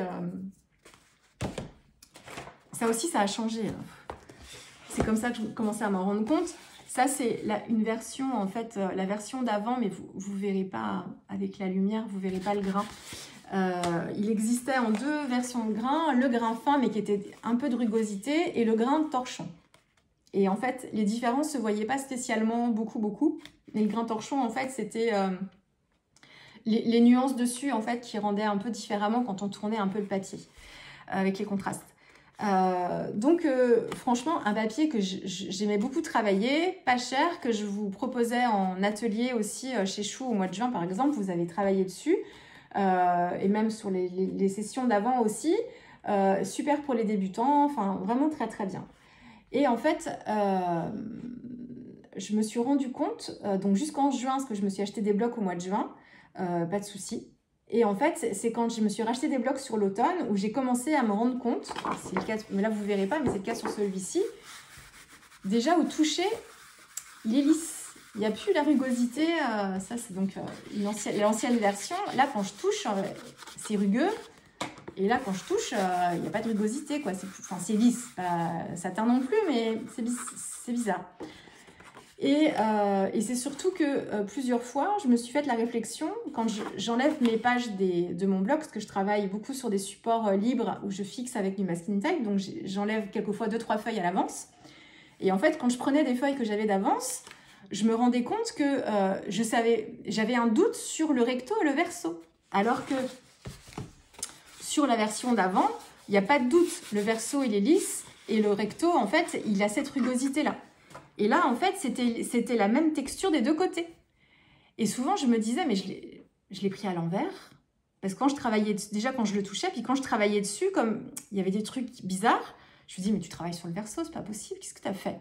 Et en fait après, j'ai regardé mes blocs et je me suis même dit mais c'est bizarre, sur ce bloc ils l'ont collé à l'envers, ils ont encollé, en fait ils ont pris le verso pour le recto, ils ont encollé toutes les feuilles sur l'envers. Mais en fait, et j'avais des blocs de plusieurs tailles que j'ai achetés en même temps et c'était pas juste sur un bloc, c'était pareil sur le plus grand bloc que j'avais pris. Donc déjà, je me suis posé des questions, ne serait-ce que là-dessus. Et après, je me suis dit, bon, après, si c'est qu'une question de grain, si c'est plus lisse, ça va pas changer grand-chose. Bah, en fait, c'était le signe qu'ils avaient changé quand même les fondamentaux, quoi. Et en fait, tout ça je vais vous expliquer un petit peu comment je m'en suis rendu compte, parce que pour moi, ce qui fait un bon papier aquarelle 100% coton dans ma pratique, c'est ce que je vous disais un petit peu tout à l'heure, c'est qu'il faut qu'il y ait une bonne capacité de rétention d'eau pour pouvoir travailler dans le mouillé. C'est ce qu'on demande à un 100% coton. C'est pour ça que c'est plus cher aussi. C'est parce que c'est d'autres techniques de fabrication qui nous permettent de travailler dans le mouillé en fait longtemps. Donc c'est une grande capacité de rétention d'eau. Un papier qui permette, et du coup s'il a une grande capacité de rétention d'eau, ça veut dire qu'en fait il sèche moins vite et qu'on a moins de risque de faire des marques aussi. Parce qu'en fait, quand vous avez un papier qui sèche vite, en fait, alors il peut sécher en surface, c'est pas forcément à cœur non plus, mais du coup, quand en surface c'est sec et que vous allez en fait travailler vos fondus, et ben votre aquarelle en fait, elle va se stopper net à l'endroit où le papier en fait il est sec. Alors s'il est un peu mouillé à cœur, ça va se diffuser encore un petit peu, mais ça va quand même, ça va s'arrêter plutôt net. Et avec les bons papiers aquarelles, en fait, quand on se rend compte que le papier il a séché à un endroit, on peut le réhumidifier tout en gérant bien l'eau. On peut réhumidifier cet endroit-là et du coup, on fait une sorte de petit pont pour permettre aux pigments de ne pas se stopper et en fait de continuer leur migration quoi, de pigments. Et ça, en fait, avec les papiers de bonne qualité, parce que ça arrive, hein, suivant comment on travaille, si on prend un petit peu plus de temps, et ben une fois qu'on a terminé un bout, l'autre bout, bah, du coup, il a eu le temps de sécher un peu. Donc, pour éviter ça, en fait, on repasse un petit peu d'eau, donc en gérant bien la quantité d'eau dans le pinceau, enfin voilà, et en fait, ça se passe plutôt bien et on marque pas forcément. Ça, c'est l'expérience hein, qui fait qu'on peut faire ça. Et sur les bons papiers, il n'y a pas de souci. Donc, une bonne capacité de rétention d'eau pour travailler dans le mouillé le plus longtemps. Du coup, éviter aussi de faire des marques et de pas trop se poser de questions, de se dire j'ai le temps de travailler et j'ai pas besoin de faire attention à certaines zones. Et donc, les deux premières choses. Et puis, mais la deuxième est liée à la première avec l'histoire des marques. Et puis, la troisième chose, c'est la qualité des couleurs qu'on appose dessus. C'est-à-dire que le papier... Les papiers de moins bonne qualité, ils ont tendance à absorber la vibrance des couleurs et à rendre en fait vos teintes d'aquarelle en fait ternes. Alors je dis terne et je dis pas plus douce. Quand votre aquarelle est humide, elle est très brillante et du coup la lumière passe dedans avec l'eau et les couleurs sont très flash, c'est très vibrante. Quand l'aquarelle sèche, ça s'adoucit toujours d'un ton ou de 2 tons en dessous, c'est normal. On fait des couches en plus, on travaille un peu plus pur, enfin voilà. Donc ça, le fait que l'aquarelle s'adoucisse en séchant, c'est pas le problème du papier, c'est les caractéristiques de l'aquarelle, c'est normal. Mais il y a certains papiers en fait où l'aquarelle dessus va pas réagir correctement et en fait ça va absorber toute la vibrance de la couleur et on va se retrouver avec des couleurs qui vont être sales et avoir un côté un petit peu cracra. Et ça, il y a des papiers, et c'est le cas maintenant du centenaire, en tout cas à mes yeux, qui provoque ce genre de choses. Et on voit la différence tout de suite, c'est-à-dire qu'on va faire une réa avec les mêmes aquarelles, mais on va la faire sur 2 papiers différents et vous aurez tout de suite, vous pourrez comparer sur des mêmes couleurs, pas forcément le même type de dessin dessus, hein, mais même couleur avec les mêmes techniques utilisées. Vous allez voir que sur un papier, vous allez avoir une vibrance qui va être conservée et sur l'autre, ça va être tout, même pas fade, ça va être... Il y a un truc sale en fait, un truc qui va pas quoi. Donc ça, moi, c'est ce que je regarde quand je teste les papiers maintenant. Et comme j'ai l'habitude, j'ai une certaine pratique, une certaine vitesse aussi de travail. je suis pas spécialement lente, mais j'ai des habitudes maintenant. Et donc, jusqu'à présent, je choisissais mes papiers en fonction et tout se passait très très bien. Et notamment sur le centenaire que j'utilise depuis longtemps. Et donc, bon, j'ai rien changé à ma pratique, je fais toujours la même chose. Et sans parler du fait que le grain du papier était devenu lisse, c'est que je me suis rendu compte que le papier séchait beaucoup plus vite. J'avais moins le temps de travailler. Et du coup, bah, comme le papier séchait plus vite, alors que j'étais moi sur mes acquis de l'ancienne version, j'avais le temps en fait. Donc, je me souciais pas trop de ça. Et je me suis rendu compte que, en fait, bah, mes fonds marquaient beaucoup plus. Et j'ai pas, comme je travaillais sur le même papier que d'habitude, je me suis pas dit c'est le papier qui va pas. Je me suis dit, bah, qu'est-ce qui t'arrive? Tu travailles lentement, comment ça se fait que tu fais des marques maintenant? Il y a un truc que tu fais plus bien, qu'est-ce qui se passe quoi?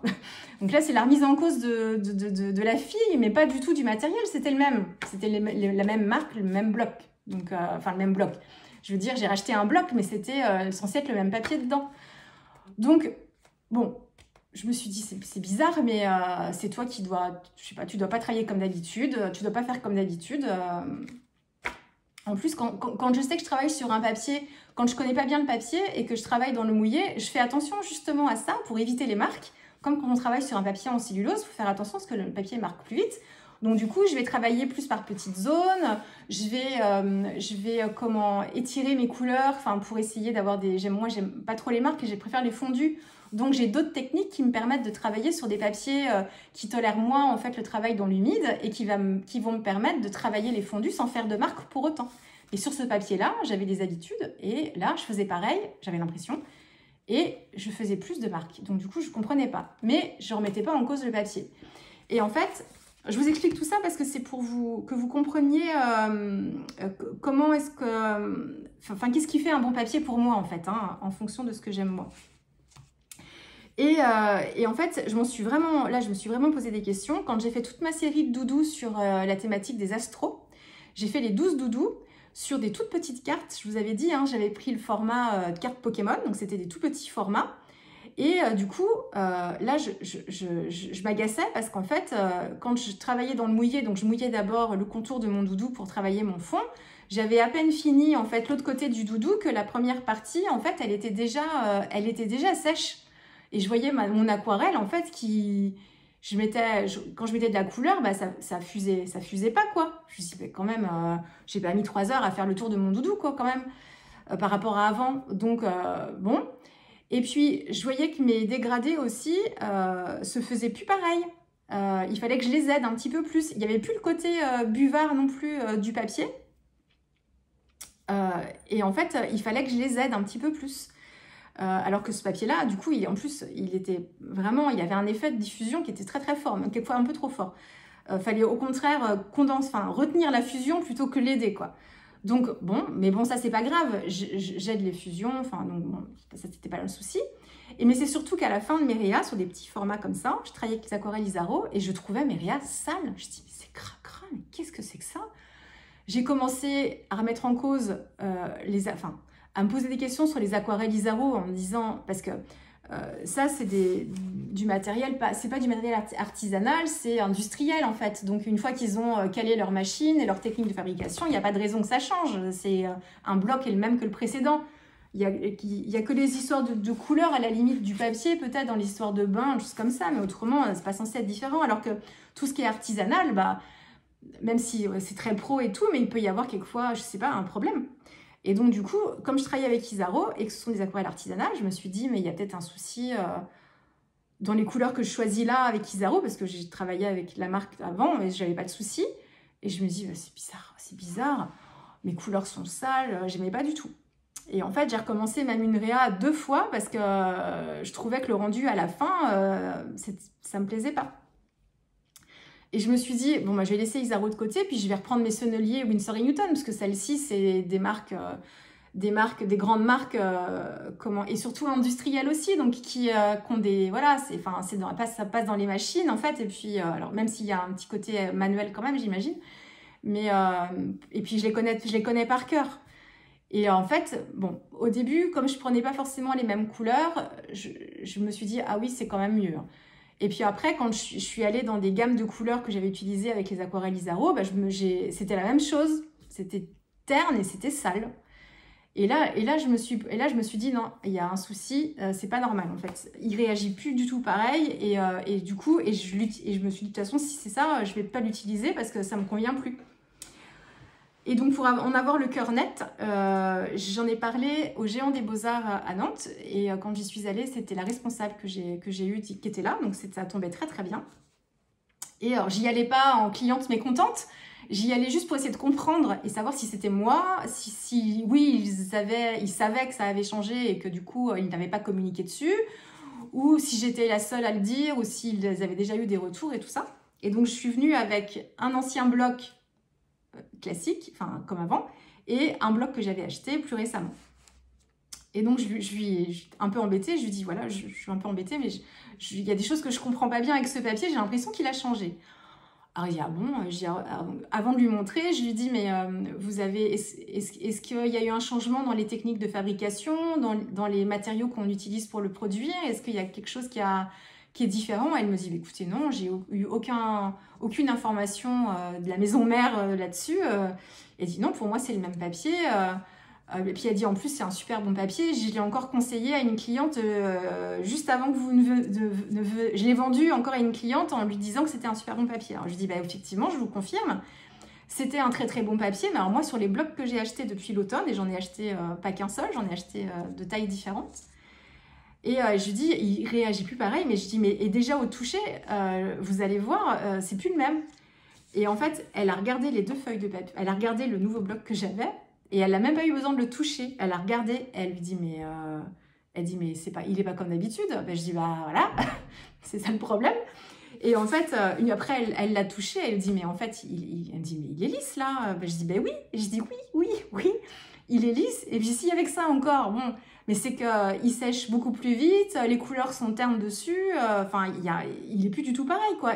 Franchement, moi, s'il reste comme ça, je vais plus l'utiliser parce que ça me convient plus du tout.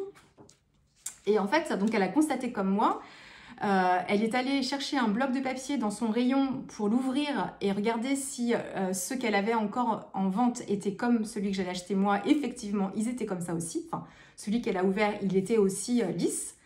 Et elle a dit ça m'embête fortement parce que c'est un papier qu'on vend beaucoup aux artistes.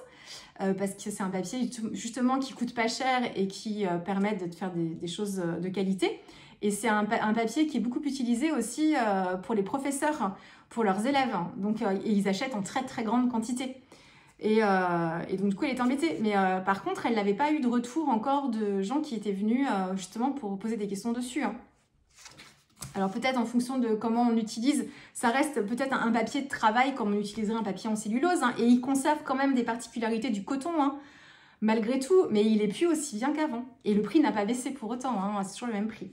Donc voilà, donc bon, ça m'a rassurée le fait qu'elle constate un peu la même chose que moi. Bon, ça va pas changer grand-chose. Elle a dit qu'elle allait faire remonter l'information et essayer d'en savoir un petit peu plus. J'y suis pas retournée depuis, là c'était en janvier que j'y suis allée, j'y suis pas retournée depuis. On en a discuté aussi avec Rose de la DT de Chou qui l'utilise aussi et du coup c'est pareil qu'elle a regardé et qui a dit bah oui effectivement il est plus comme avant. Elle a fait le test en plus sur 2 réas avec les mêmes aquarelles, même réa et elle a dit ce qu'elle constatait c'était sur le rendu des couleurs surtout. Et en fait Rose elle a fait carrément une sorte de réclamation auprès du service client du Géant des Beaux-Arts pour leur signaler ça. Et en fait, elle n'a pas eu de retour. Enfin, si, je crois, elle m'a dû me dire qu'on avait dû lui demander d'envoyer des photos. Mais sur photo, qu'est-ce qu'on peut dire? Oui, le grain a changé, mais encore, c'est pas forcément visible comme ça. Et depuis, donc elle a dû envoyer des photos, j'imagine, mais il me semble qu'elle m'a dit qu'il n'y avait pas elle n'a pas eu de retour spécialement. Hein. Donc moi, c'était pas pour me faire rembourser mes blocs, c'était juste pour qu'on me dise si c'était la technique qui avait changé et que du coup, tous les blocs qui sortaient maintenant étaient fabriqués comme ça et auquel cas, bah, moi, ça me convient plus. Ou si c'était juste une erreur de lot et que le prochain, ben, ce serait comme avant, quoi. Voilà, donc tout ça pour vous expliquer un petit peu, ça me permet de vous expliquer comment je teste les papiers et qu'est-ce que j'attends d'un bon papier 100% coton. Alors, un truc aussi, c'est que moi, il ne me convient plus par rapport à ce que j'utilise, à comment je l'utilisais avant et tout ça. Mais il peut toujours vous convenir, vous, dans l'équipe de Chou, comme Cristal, donc Eternity pour toujours, on en a parlé un tout petit peu. Elle utilise aussi ce papier-là, et pour elle, elle dit, moi, ça me pose aucun problème qu'il ait changé. Elle dit qu'il ait changé ou pas changé. Elle dit, moi, je ne peux pas dire, parce qu'en fait, elle l'utilise en fond aquarelle, mais elle reprend avec des crayons de couleur par-dessus systématiquement. Donc, tout ce qui est vibrance de couleur, pour elle, en fait, c'est pas un problème, puisqu'elle travaille ses mises en couleur, c'est ce qu'elle nous expliquait. Elle dit, moi, je reprends avec les crayons dessus, donc ça me pose pas de problème. Et puis, quand elle travaille les fonds, en fait, quand elle travaille ses fonds, en fonction des techniques aussi qu'elle utilise, ça lui convient toujours bien. Hein. Donc, moi, je vous dis en fonction de ce que j'utilise moi, mais autant s'il y a un papier que je vous conseillais, que je vous disais, vous pouvez l'acheter les yeux fermés si vous aimez ce que je fais et si vous travaillez un peu comme moi, vous ne serez pas déçus. Mais maintenant, je ne peux pas revenir sur toutes les vidéos où j'ai dit qu'il était bien, parce qu'il était bien à ce moment-là, mais maintenant, je ne vous le conseille plus. Enfin, moi, je ne l'utilise plus. Ou je l'utiliserai sur des fonds où je travaille vraiment dans le mouillé à fond avec le spalter que je viens humidifier et réhumidifier encore. Donc, je vais l'utiliser quand même sur certaines réas, pour ne pas le gâcher le papier, mais en fait, c'est plus du tout un papier qui me convient. Et du coup, je me suis mise en quête d'un remplaçant un peu dans ces gammes de prix-là, mais il n'en existe pas des masses non plus à ce prix-là. Et en fait, j'en ai testé plein. Pas forcément dans la même gamme de prix. J'ai testé un que je ne vous conseille pas. Comment c'est cette marque? C'est Bao Hong. On en est à 1 heure passée. C'est Bao Hong. Alors, c'est un papier que j'ai trouvé sur le site Aquarelle et Pinceau. Comment je l'ai choisi? C'est parce que c'est du 100% coton. Et en fait, dans les techniques aussi de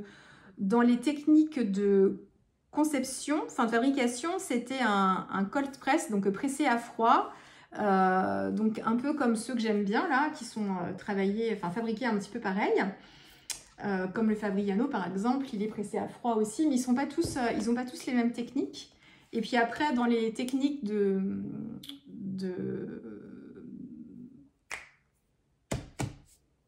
fabrication aussi, en fait, le Fabriano, on dit qu'il est fabriqué sur le forme ronde. C'est quand on passe le papier après dans les rouleaux, il y a plusieurs techniques. Et il y en a très très peu à être fabriqué avec cette technique-là. Alors forme ronde, c'est parce que le papier, il passe dans des rouleaux, mais un peu de façon particulière. Et ils ne sont pas beaucoup de marques à le faire. Et il y avait le Fabriano et il y avait le Centenaire aussi qui était fabriqué comme ça. Donc j'ai essayé de voir dans les différentes marques lesquels papiers étaient fabriqués à peu près pareil, de ce que je ne suis pas experte non plus. Et puis en fonction des aquarellistes que je suis, voir ce qu'ils utilisent, me refaire un petit point d'étape, regarder ce qu'ils utilisent, essayer pour les marques que je ne connaissais pas, de prendre un bloc et de le tester. Donc j'ai testé celui-ci, donc ça c'est sur Aquarelle et Pinceau. Il y a plusieurs grains, il y a le grain, moi j'ai pris le grain fin et le grain satin. Une horreur ce papier. Alors déjà, le grain fin est très très très rugueux, moi ça me convient pas. Parce que j'aime pas le lisse trop, mais j'aime pas trop le grain torchon non plus. Et celui-ci, il existe un grain torchon aussi. Moi, ça me convient pas. Mais c'est pas tant ça le problème, c'est qu'en fait, il réagit pas bien du tout par rapport à ce que j'aime. Il peluche. Il y a un côté en fait très... c'est comme si en fait le papier marquait et que c'était pas vraiment un papier aquarelle quelquefois. Quand on utilise un papier qui n'est pas un papier aquarelle, ça va faire ça va être un petit peu moucheté. En fait, les pigments, ils vont se concentrer et ça va faire un petit côté... C'est pas forcément granulé, c'est un autre effet. Un petit peu moucheté comme ça, comme si le papier était fragilisé et que sur les rugosités, comme il y a quand même du grain, eh bien, les pigments se fixaient, mais pas comme de la granulation, quoi. Enfin, ça faisait pas tout à fait... C'est comme si le papier, en fait, il supportait pas bien l'eau et qu'il réagissait pas bien. Pour un 100% coton, surtout qu'il n'est pas donné non plus, quand même s'il est un peu moins cher que Fabriano, mais donc ça me convient pas. Les couleurs, je sais plus dire, j'avais fait des aurores boréales dessus, je crois, non, enfin ça me convenait pas bien. Donc ça c'est le grain fin, et le grain lisse, pire que tout, c'est parce qu'en fait on peut même pas ajouter de couche, c'est-à-dire qu'on fait une couche, et si on veut faire une deuxième couche, même si on prend soin de ne pas ajouter trop d'eau, parce que normalement, pour éviter les soucis, en fait, quand vous faites la couche d'après, doit toujours avoir moins d'eau que la couche d'avant. Sinon, vous prenez le risque, si vous noyez votre papier, de refaire bouger tous les pigments en fait, en dessous et de tout saccager en fait. Alors ça peut être très pratique quand on veut réaplanir certains effets et tout ça. Mais voilà, donc quand on gère, quand on connaît un peu ça et qu'on a l'habitude, on peut faire 2, 3, 4 couches, 5 couches sur du 100% coton. Au contraire, c'est des papiers qui permettent ça par rapport au cellulose. Et sur la version lisse, en fait, c'est comme si l'aquarelle, elle restait en surface et que dès que je remouillais dessus, eh ben, je récupérais plein de pigments, comme si les pigments ne rentraient pas dans les fibres du papier. Alors ça arrive aussi avec des papiers qui sont bons, mais ou quand on travaille un peu moins dans la dilution, un peu plus dans la matière, c'est normal, il y a un peu d'aquarelle qui reste en surface, mais normalement, pas autant, quoi. Donc le lisse, pas du tout, et celui-ci, pas du tout. Et alors c'est là où je vous dis, ça dépend vraiment de ce qu'on aime, de comment on travaille, des sensations qu'on aime aussi. C'est parce que il est utilisé par certains aquarellistes, notamment une fille sur Instagram qui fait beaucoup de réels et qui travaille beaucoup en fait les effets de layering, et elle fait aussi des systèmes un peu de bulles comme ce que je vous ai montré à la façon de Jenny Illustration. Eh bien, elle fait un peu ce système-là, mais en fait, elle fait une tache. Donc, elle met de l'aquarelle. Vous avez dû voir sur les réseaux. Hein. Elle fait elle met un jus, elle fait une flaque. Après, elle fait comme ça pour éclabousser un petit peu. Et après, quand c'est sec, elle travaille dans cette tache. Et elle utilise celui-ci. Ce qu'elle fait, c'est magnifique. C'est super ce qu'elle fait. Très joli. Elle l'utilise tout le temps. C'est toujours celui-là. Donc, je pense qu'elle l'aime bien. Et ses réas sont très belles. Donc, si vous travaillez comme elle et si vous aimez ce qu'elle fait, il y a des chances peut-être pour que celui-ci il vous plaise. Moi, ça me convient. J'aime pas du tout. Mais pour autant, j'adore ce qu'elle fait dessus. Vous voyez, il y a une différence aussi avec ça. Hein. Donc là encore, c'est un exemple pour vous dire que moi, je vous donne mes avis et ce que j'en pense par rapport à mes goûts et ma pratique. Mais pour autant, je dis pas qu'il est nul. Je dis que pour moi, ça me convient pas. Mais je l'aime pas du tout. Mais pour autant, voilà. Donc, je l'écarte. Alors pareil, j'ai des blocs. Donc, je me ferai des réas dessus quand même. Mais je choisirai le type de réa que je ferai du coup en fonction de ce que j'aime dessus, même s'il n'y a pas grand-chose, et de ce que j'aime moins. Donc celui-ci, pas trop travailler dans le mouillé parce que du coup, il réagit pas bien par rapport à ce que j'aime moi. Donc le Arche, je vous en ai parlé. C'est pas mon préféré, il est très bien, mais pourquoi je l'aime pas, je sais pas. À choisir, je préfère quand même le Fabriano. Il est pas blanc, il est un peu crème aussi, mais c'est pas tant ça qui me dérange. Je sais pas comment vous dire, mais c'est pas celui que je préfère du tout. Qu'est-ce que j'ai testé? Celui-ci, alors là c'est pareil, c'était un que j'aimais bien aussi. En fait, quand je cherchais à remplacer celui-là, je suis très vite tombée sur le Winsor & Newton en extra white aussi. Alors, il n'est pas extra, lui, il s'appelle...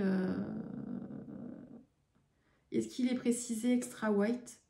Blanc...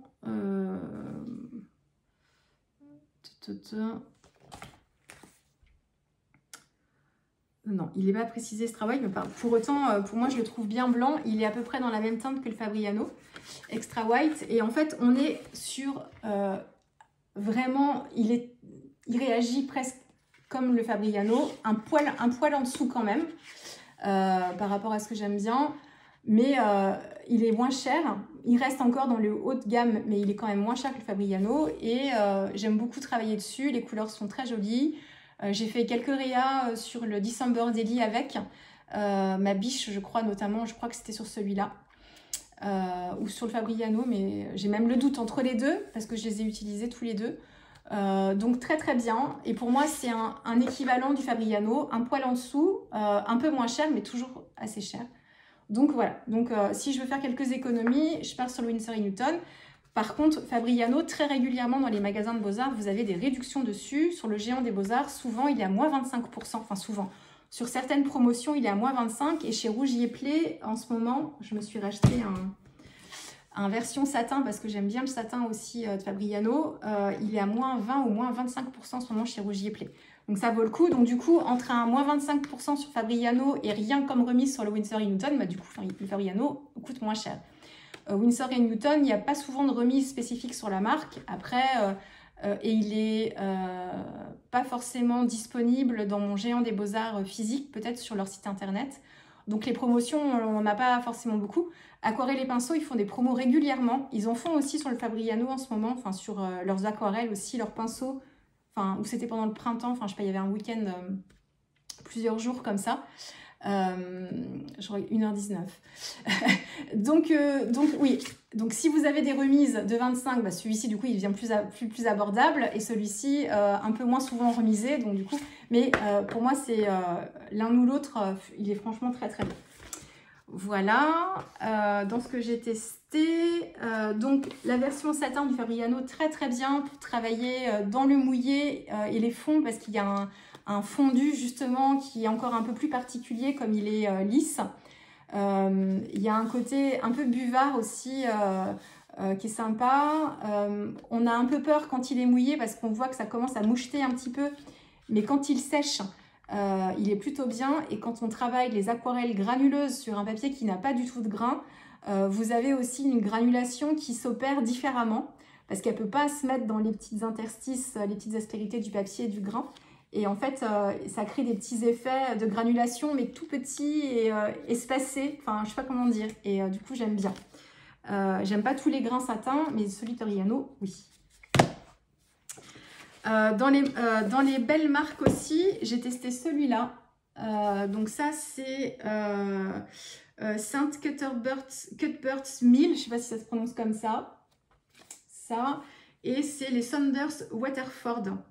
Là c'est un, alors lui c'est précisé high white ici, donc c'est un blanc, enfin comme le Fabriano Extra White.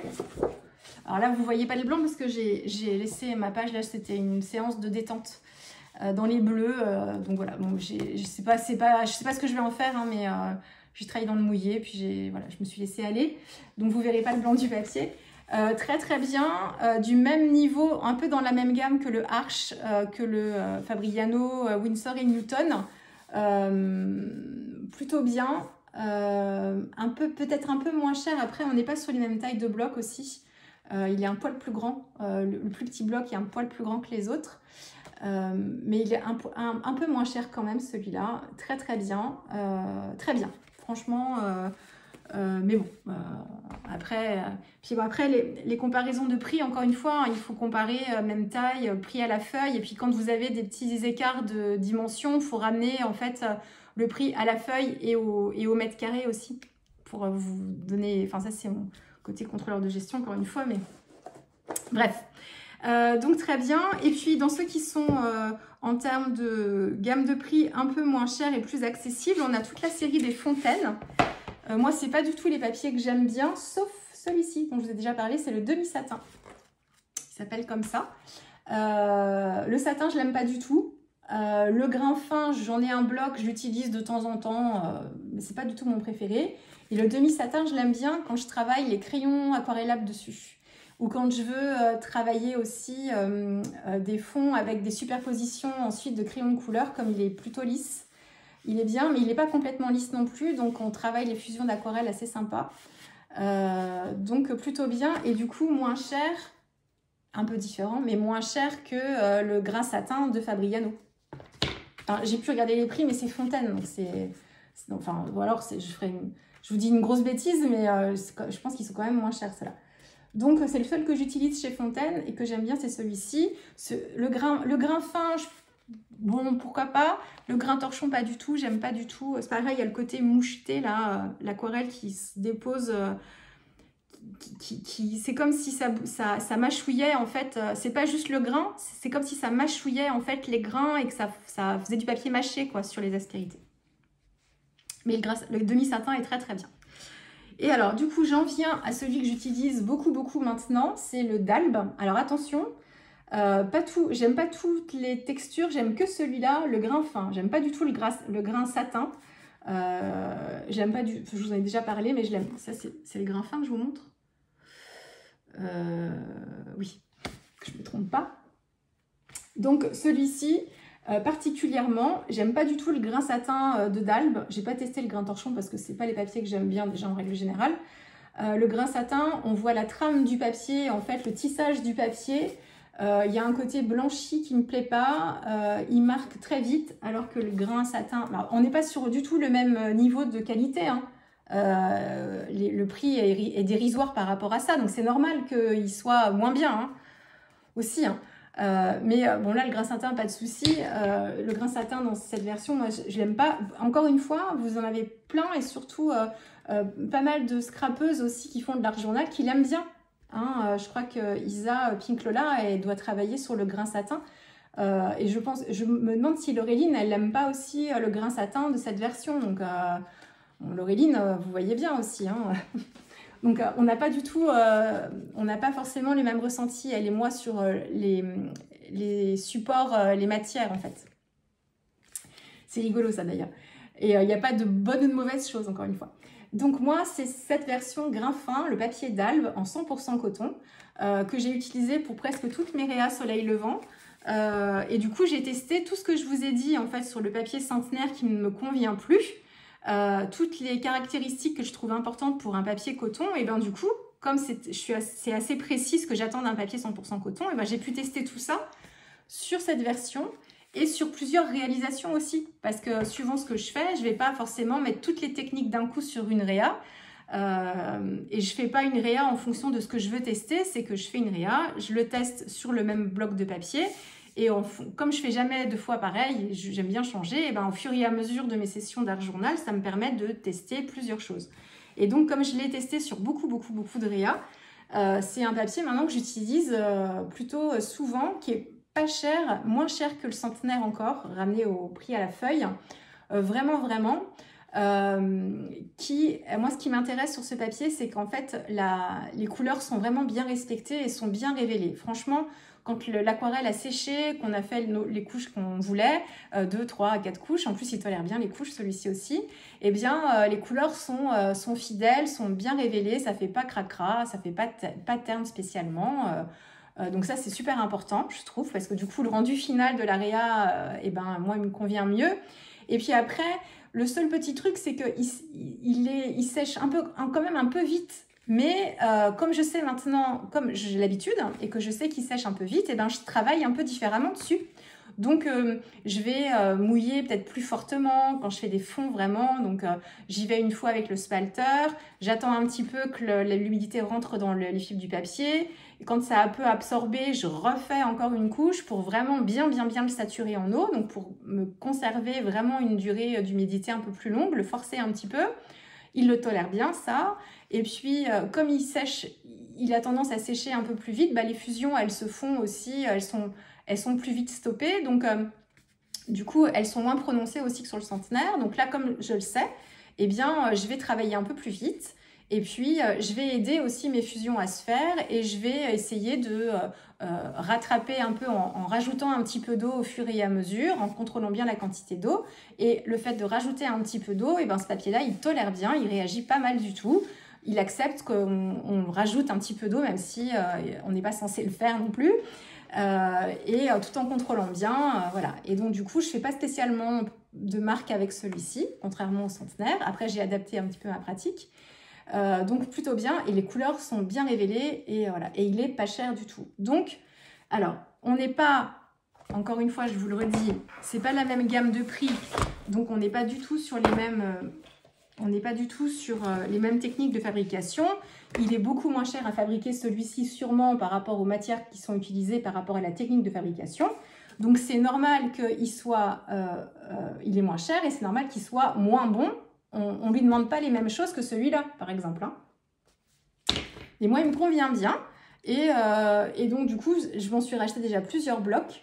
Donc c'est Dalbe qui le distribue. Si vous avez des magasins de loisirs créatifs, ou de Beaux-Arts avec cette franchise-là, bah, vous les retrouvez. Moi, c'est le cas. J'ai un petit magasin de Beaux-Arts indépendant. Il a la franchise d'Albe, mais c'est un magasin de Beaux-Arts. C'est la Palette Saint-Luc pour les Nantaises que vous devez connaître, qui est un magasin de Beaux-Arts. C'est une entreprise familiale sur plusieurs générations. Vraiment à l'ancienne, enfin voilà, j'adore y aller et ils distribuent justement, c'est la franchise de Dalbe, donc ils distribuent les produits Dalbe, notamment celui-ci, donc moi je peux m'approvisionner chez eux sans problème.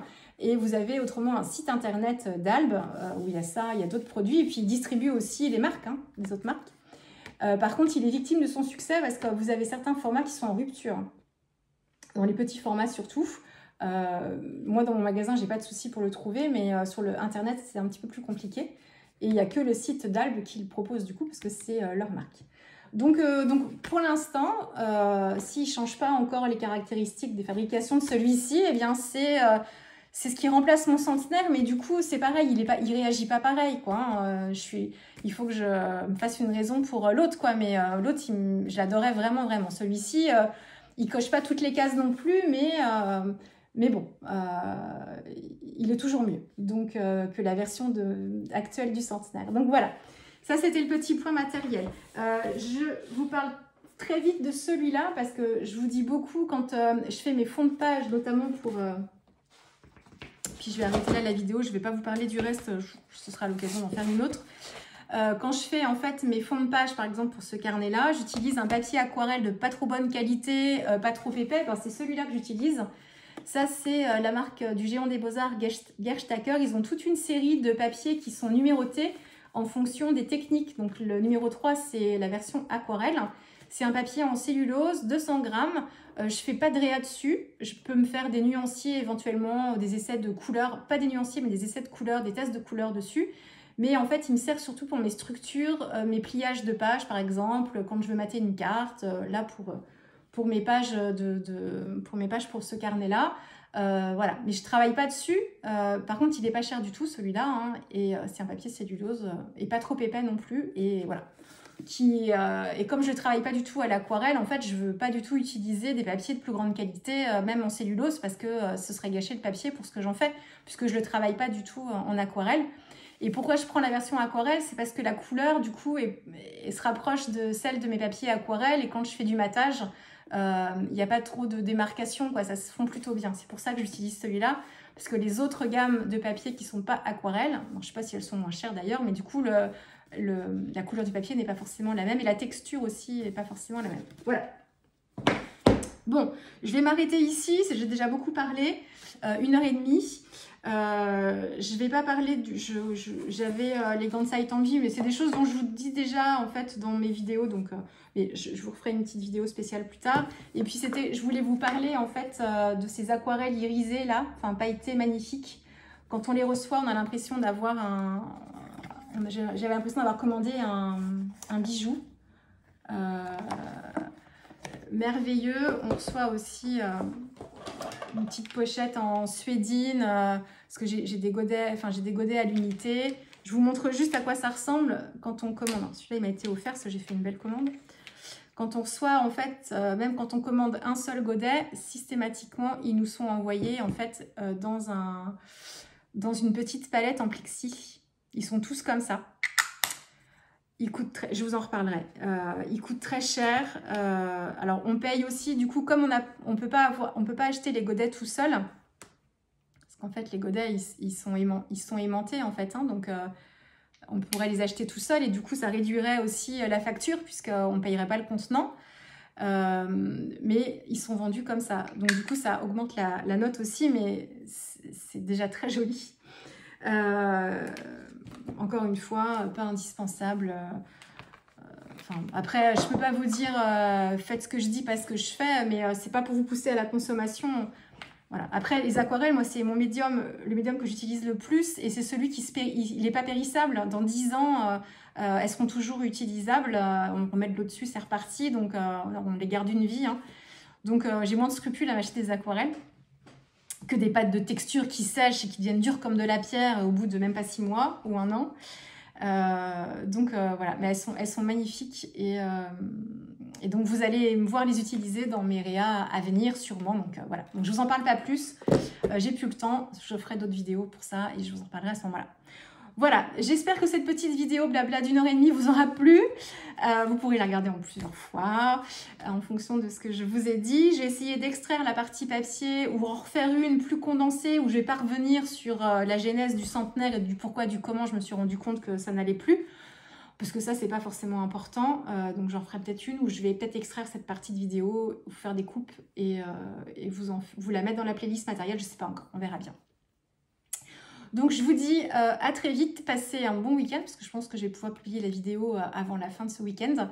Donc bon week-end à vous, et puis nous on va se retrouver très vite avec des réachous qui vont arriver, qui sont déjà prêtes et chargées. Donc vous allez avoir plein de vidéos tutos sur la collection Soleil Levant, des tags rectangulaires challenge, 2 encore à vous publier, puis il faut que j'en fasse d'autres.